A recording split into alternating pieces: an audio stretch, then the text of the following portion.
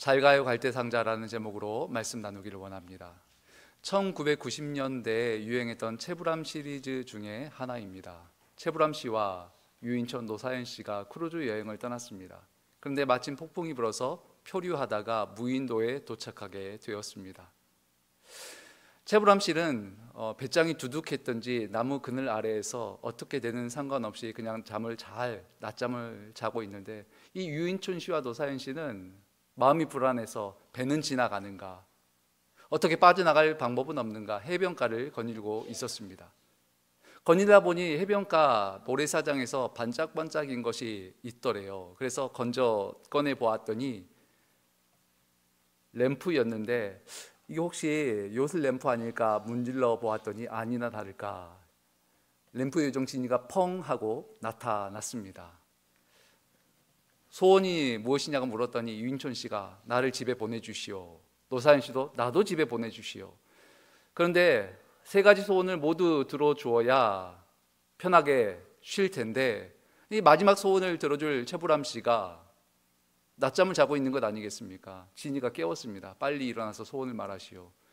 채불암 씨가 하품을 하면서 기지개를 펴며 일어나더니 이 두 사람 어디 갔어? 빨리 데려와 라고 말했다고 합니다. 우리 옆에 분 보시면서 다시 한번 인사할까요? 깨어있는 신앙인 되십시다. 네, 이 시간 우리 하나님의 말씀을 경청하시길 바랍니다. 이 이야기에서처럼 우리 각자는 우리 삶에서 머물고 싶은 곳이 있습니다. 어떤 권사님께 여쭸어요. 80대 권사님이셨는데, 권사님의 마음의 나이가 몇 살이세요? 20세셨습니다. 70세 권사님께 여쭈었습니다. 마음의 나이가 몇 살이세요? 역시 20대셨습니다. 누구든 우리 각자는 우리 마음속에 머물고 있는 나이가 있습니다. 젊었을 적 나이, 청춘의 시절에 머물고 싶습니다. 또한 재정적 여유가 있어서 다른 이들을 도와주던 잘 나가던 시절에 머물고 싶기도 합니다. 신앙적으로는 과거에 경험했던 받은 은혜, 그 은혜 때에 머물고 싶기도 합니다.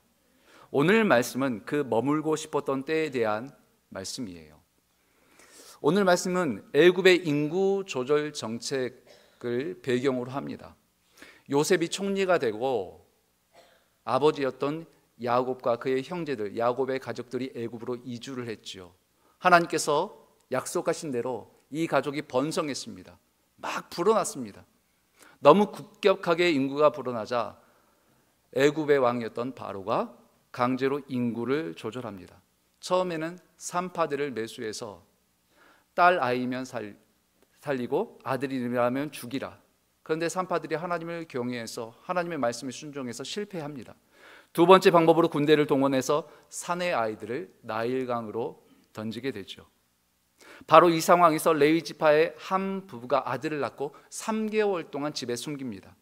더 이상 숨길 수가 없게 되자 아기를 갈대 상자에 넣고 나일강 위로 띄워 보냅니다. 바로의 딸이 목욕하러 왔다가 상자를 발견하고 아기를 거두어 키웁니다. 그 아이의 이름이 무엇입니까? 이스라엘 백성들을 구원했던 모세가 되어지죠. 오늘 말씀을 통해서 먼저 살펴볼 말씀이 1절과 2절의 말씀입니다.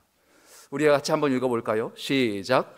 레위 가족 중 한 사람이 가서 레위 여자에게 장가들어 그 여자가 임신하여 아들을 낳으니 그가 잘생긴 것을 보고 석 달 동안 그를 숨겼으나. 이 장면을 배경으로 만들어진 찬양이 요게벳의 노래입니다. 동그란 눈으로 엄마를 보고 있는 아이와 입을 맞추고 상자를 덮고 강가에 띄우며 간절히 기도했겠지. 여러분, 아기가 갓 태어나면 잠만 자고 그냥 아무것도 하지 않고 누워있죠. 근데 2개월부터는 얼굴을 알아보고 엄마 목소리에 반응을 한다고 합니다. 엄마와 눈도 마주칠 수가 있다고 해요. 3개월째가 되면 옹알이를 시작합니다. 이 아기가 얼마나 사랑스러웠을까요? 이 아기가 부모에게 얼마나 큰 기쁨을 주었을까요? 얼마나 예뻤을까요? 그가 잘생긴 것을 보고 석 달 동안 그를 숨겼으나. 이 기쁨과 은혜를 석 달간만 경험하고 싶었을까요? 계속해서 집에 두면서 계속해서 이 은혜를 경험하고 싶었지 않겠습니까? 그런데 오늘 말씀을 통하여 또한 발견하는 것이 있는데 우리 10절 말씀도 다 함께 한 목소리로 읽겠습니다. 시작. 그 아기가 바로의 딸에게로 데려가니 그가 그의 아들이 되니라. 그가 그의 이름을 모세라 하여 이르되 이는 내가 그를 물에서 건져내었음이라 하였더라. 성도 여러분, 오늘 말씀을 통해서 우리가 발견하는 것이 있습니다. 모세란 이름, 이 모세란 이름이 가정에서 부모에 의해서가 아닌 바로의 딸에 의해서 지어지고 있다라는 사실입니다. 예수님께서 제자들을 데리시고 산 위로 올라가셨을 때 제자들 앞에서 예수님의 모습이 빛나는 형상으로 변했습니다. 예수님께서는 일부러 빛을 내신 것이 아니죠. 예수님께서 성자 하나님이십니다. 그런데 제자들에게 다가오시기 위해서, 오늘날도 우리에게 다가오시기 위해서 일부러 그 영광의 광채를 감추고 오십니다. 그리해서 우리가 하나님께 예배드릴 수 있는 것이고 예수님 앞에 나와 주님을 바라볼 수가 있는 것이죠. 이때 베드로가 말합니다. 주님, 여기 사십시다. 이곳이 너무 좋습니다. 조막셋을 짓고 바로 여기에 사십시다. 성도 여러분, 저와 여러분도 그와 같지 않았겠습니까? 은혜의 자리에 머물고 싶습니다. 은혜 받았던 자리, 풍족했던 자리, 잘 나갔던 그 시절, 청춘의 시절에 머물고 싶습니다. 그런데 예수님께서 산에 내려가자, 산에서 내려오셔서 말씀하십니다. 인자가 사람들의 손에 넘겨져 죽임을 당하고 제3일에 살아나리라. 은혜산에서 내려왔어요. 그곳에서 내려왔더니 더 큰 은혜, 십자가의 은혜에 대해서 말씀하고 계시는 거예요. 성도 여러분, 내 안에 있으면 악입니다. 내 품에 안에 있으면 그냥 악이에요. 그런데 악의를 떠나 보냈더니 모세가 되고 이스라엘 민족을 구원하는 하나님의 능력 가운데 사용받는 하나님의 사람 모세로 세워지게 되어집니다. 그런데 이 하나님의 계획을 가로막는 걸림돌이 있어요. 이 중요한 일, 이스라엘 민족을 구원하는 모세가 세워지는데 가로막는 걸림돌이 있어요. 여러분, 애굽의 왕 바로입니까? 여러분, 하나님께서 이 모세를 감추시기 때문에 바로에게 발견되어지지 않습니다. 나일강의 물결입니까? 아닙니다. 하나님께서 세세하게 조절하고 계십니다. 저와 여러분들에게도 마찬가지죠. 저와 여러분들에게 시험과 고난이 다가오지만 그러나 하나님께서는 감당치 못할 시험 외에는 허락하시지 않기 때문에 아무리 큰 물결, 아무리 큰 고난이 다가온다 할지라도 우리는 능히 이기는 줄로 믿습니다. 하나님 바라보면, 주님 앞에 서면 우리는 그것을 이길 힘을 주세요. 이미 우리에게 이기게 하셨습니다. 그렇다면 바로의 딸인가? 여러분, 그것도 아니죠. 오히려 바로의 딸이 이 모세를 건져내서 모세를 왕족으로 키우게 됩니다. 오히려 하나님께서 예비해 놓으신 사람입니다. 그렇다면 도대체 누구입니까? 하나님의 계획, 하나님의 사람 모세를 가로막는 사람, 그 걸림돌이 될 수 있는 사람이 누구입니까? 4절에서 이렇게 기록합니다. 그의 누이가 어떻게 되는지를 알려고 멀리 섰더니. 여러분, 은혜의 당사자, 과거의 은혜를 누렸던 모세의 누이가 보내면 안 돼, 보낼 수 없어, 건져버리면, 갈대 상자를 붙잡아버리면 하나님의 계획이 가로막히는 거예요. 여러분, 얼마나 붙잡고 싶겠습니까? 내 사랑하는 동네 3개월짜리 아이가 물에 떠내려가는데 얼마나 다시 움켜쥐고 싶겠습니까? 저희 아버지께서도 시골에서 목회를 하시다가 도시로 개척을 하셨습니다. 우리 송철훈 목사님께 이야기를 들어보니까 우리 목사님 얼마나 고생하셨는지 알겠더라고요. 여러분, 목사님께 해당되는 얘기는 절대 아닙니다. 저희 아버지께서 말씀하시는데 저희 어머니께서 나도 고생했다 말씀하시는 거예요. 제가 보기에도 어머니께서 고생하시는 부분이 좀 많이 크게 느껴져요, 저한테. 왜냐하면 아버지께서 시골에서 목회하실 때 목회 자금을 모으시기 위해서 어머니께서 꿀 양봉을 하셨어요. 그리고 저와 제 남동생이 있는데 항상 얻어와서 옷을 입히셨습니다. 저와 제 동생은 별로 뭐 거리낄 게 없었어요. 뭐 어렸을 때니까. 그 얻어온 옷을 입히시는 어머니의 마음이 아픈 거예요. 성도님들 시험 당할 때마다 어머니가 무릎 꿇고 눈물 흘리시는 모습을 몇 번이나 보았습니다. 저는 어머니 때문에 아버지께서 교회 건축하시고 그래서 교회를 성장시키시고 돕는 배필로서 정말 하나님 앞에서 신실하게 어머니께서도 사모의 역할을 감당하셨다고 생각했어요. 제가 철이 들고 부모님 앞에 저도 신학을 하겠습니다, 저도 목회의 길을 가겠습니다 라고 말씀드렸더니 저희 어머니께서 뭐라고 말씀하셨을까요? 네가 왜? 네가 뭐가 부족해서? 다른 거 할 수 있는데 왜 그걸 하려고 하니? 내가 사랑할수록, 아끼는 사람일수록, 그래서 내 품에서 더 내어놓기가 힘든 거 아닙니까? 예수님이 십자가를 지시겠다고 말씀하셨을 때 베드로가 그 앞을 가로막습니다. 예수님 안 됩니다. 제가 절대로 그렇게 두지 않겠습니다. 여러분, 베드로가 하나님의 일을 가로막았습니까? 아니에요. 베드로도 예수님 사랑해서 그런 거예요. 예수님을 위해 자기 생명 바치겠다고 그러는 거예요. 방주를 히브리어로 테바라고 합니다. 영어로는 아크라고 하죠. 히브리어로 배는 돛이나 노가 달려 있어서 운전하는 사람, 항해사가 방향을 조절하거나 돛을 조절해서 배의 방향을 틀 수 있거나 배를 운전할 수 있는 것을 배라고 합니다. 그런데 방주는 비바람이나 파도를 피할 뿐 사람이 할 수 있는 것이 없어요. 하나님께서 어느 날 노아에게 나타나셨습니다. 노아에게 나타나셔서 무엇을 지으라고 말씀하십니까? 배가 아니라 방주를 지으라. 네가 노전을 것이 아니라 하나님께 맡기라는 거예요. 이 갈대의 상자가 히브리어로 보면 바로 노아의 방주와 똑같은 말인 테바입니다. 갈대 상자에 아기를 넣었어요. 그 아기를 넣었더니 이 아이가 하나님의 전적인 인도하심 아래에서 바로의 딸에게, 그리고 그곳에서 양육되어지고 하나님의 다스림 가운데서 자라나게 됩니다. 이사야서 43장 18절에서 19절에 말씀합니다. 너희는 이전 일을 기억하지 말며 옛날 일을 생각하지 말라. 보라, 내가 새 일을 행하리니. 하나님께서 새 일을 행하시겠다고 말씀하시는데 그 새 일이 어디에서 이루어지는가? 여러분, 이스라엘 땅이 아닙니다. 이 말씀은 포로로 잡혀갔던 바벨론 포로들에게, 즉 바벨론 땅에서 이루어져요. 바벨론 포로로 잡혀갔던 사람이 다니엘이었는데 이 다니엘에 대해서 스쳐가는 것 같은데 중요한 말씀을 전해주는 것이 있는데 다니엘서 1장 9절의 말씀입니다. 하나님이 다니엘로 하여금 환관장에게 은혜와 긍휼을 얻게 하신지라. 여러분, 환관장은 누구를 섬기나요? 하나님입니까? 아니죠. 바벨론의 왕 느부갓네살을 섬기는 신하입니다. 그런데 하나님이 다니엘로 하여금 환관장에게 은혜와 긍휼을 얻게 하셨다. 느부갓네살을 섬기고 있는 세상 사람이에요. 성도 여러분, 하나님께서는 교인들만, 성도들만 다스리십니까? 아닙니다.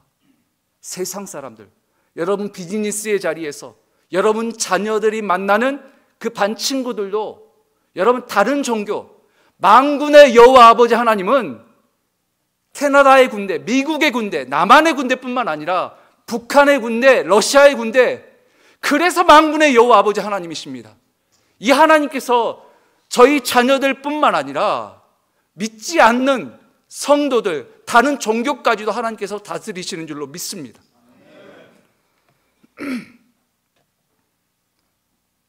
우리는 갈대 상자를 띄워보내면 불안합니다.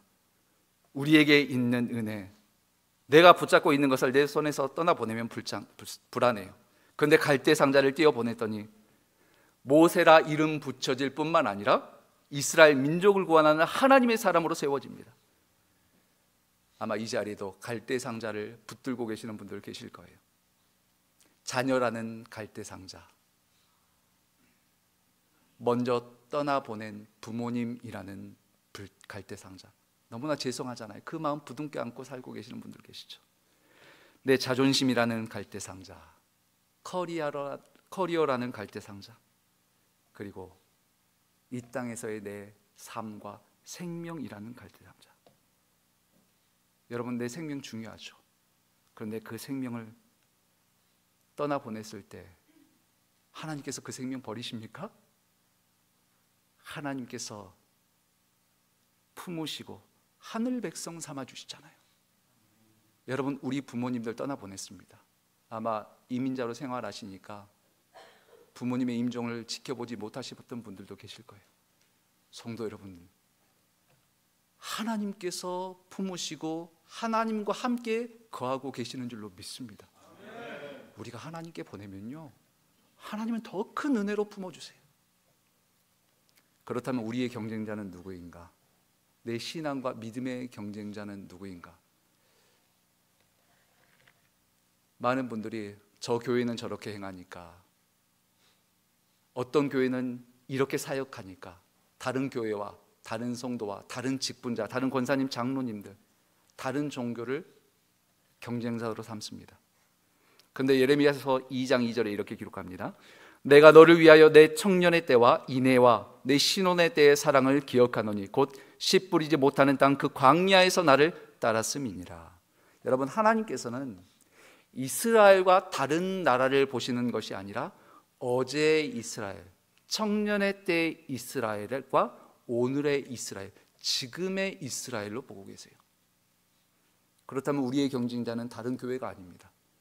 옆에 다른 성도님들도 아닙니다. 다른 교파도 아닙니다. 어제 은혜 받았던 어제의 나와 지금의 내가 경쟁자인 거예요. 여러분, 갈대 상자를 떠나보내는 것을 막는 사람은 바로가 아닙니다. 바로는 막을 수 없어요. 어제까지 아기를 안고 행복해하고 있었던 모세의 누이입니다. 그러므로 성도 여러분, 우리 한번 같이 따라하겠습니다. 어제 지었던 죄 조금만 덜 짓자.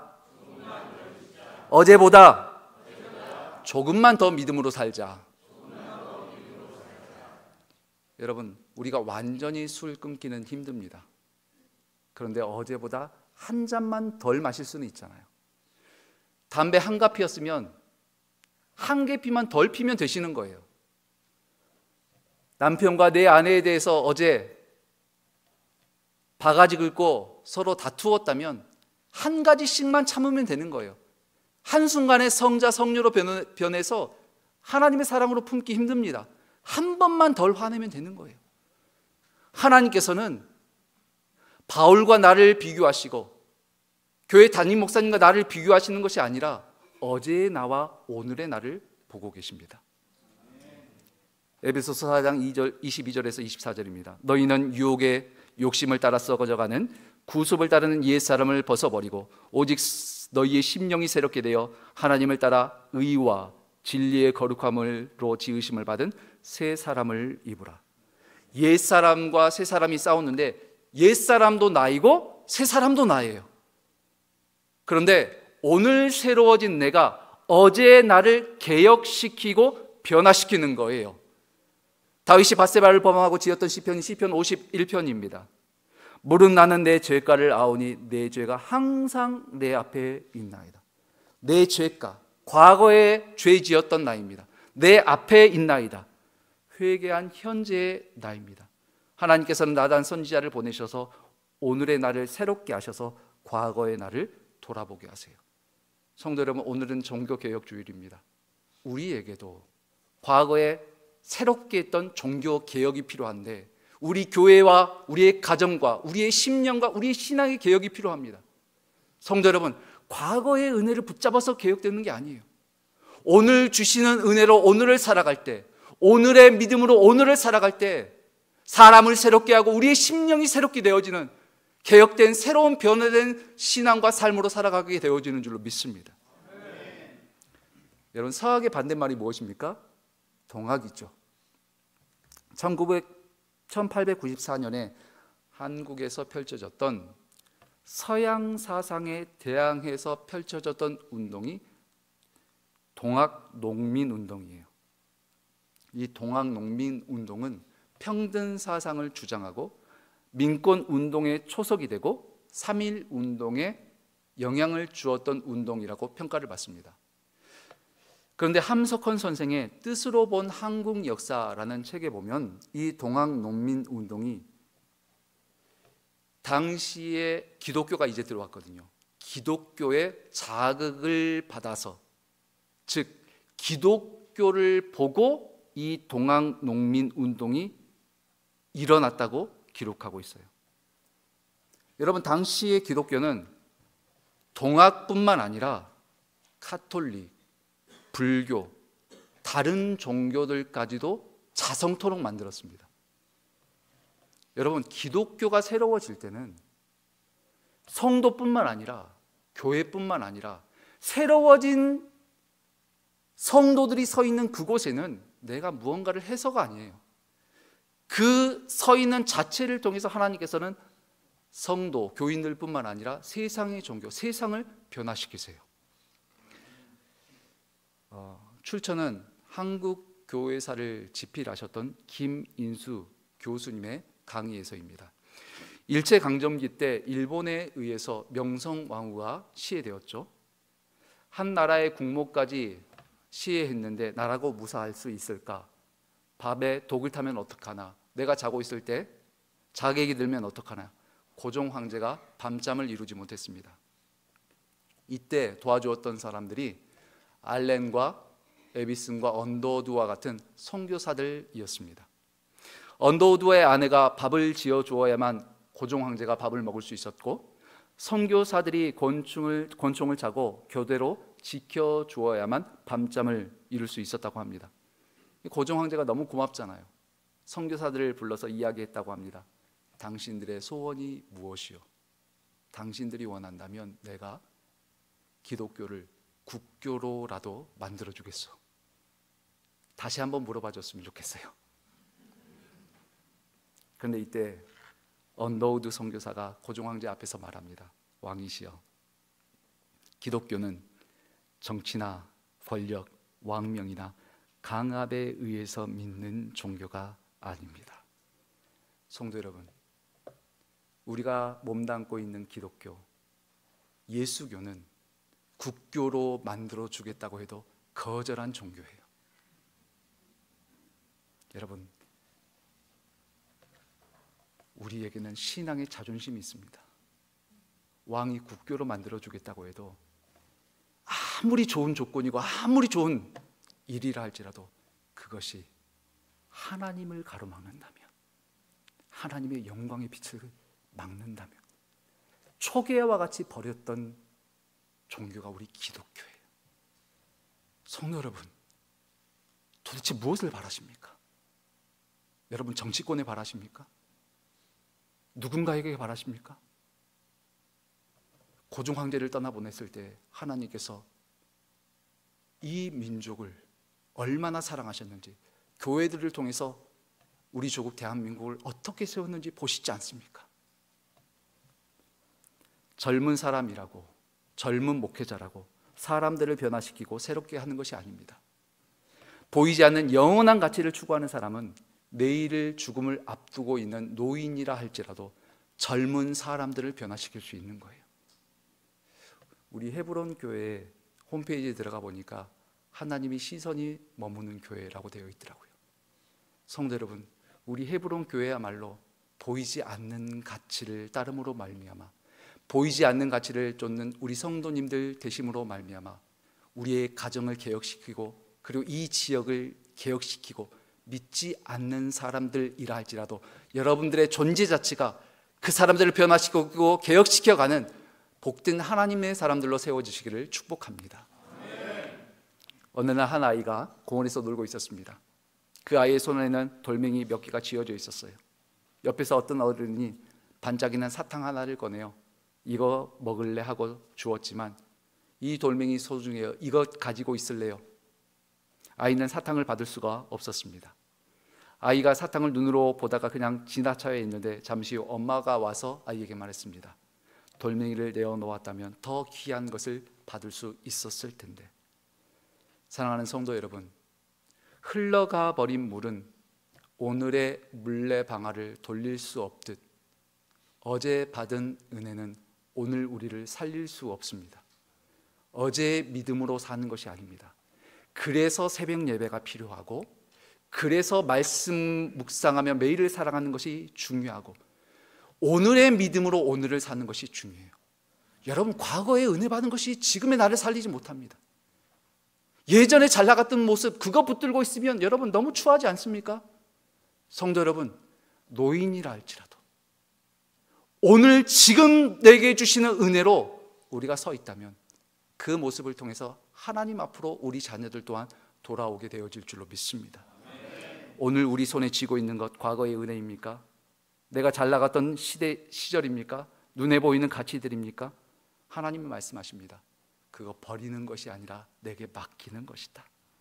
너희 품 안에 아기에서, 너희 품 안에 있으면 그냥 아기에서 내 품에 안길 때 모세로 세워질 것이다.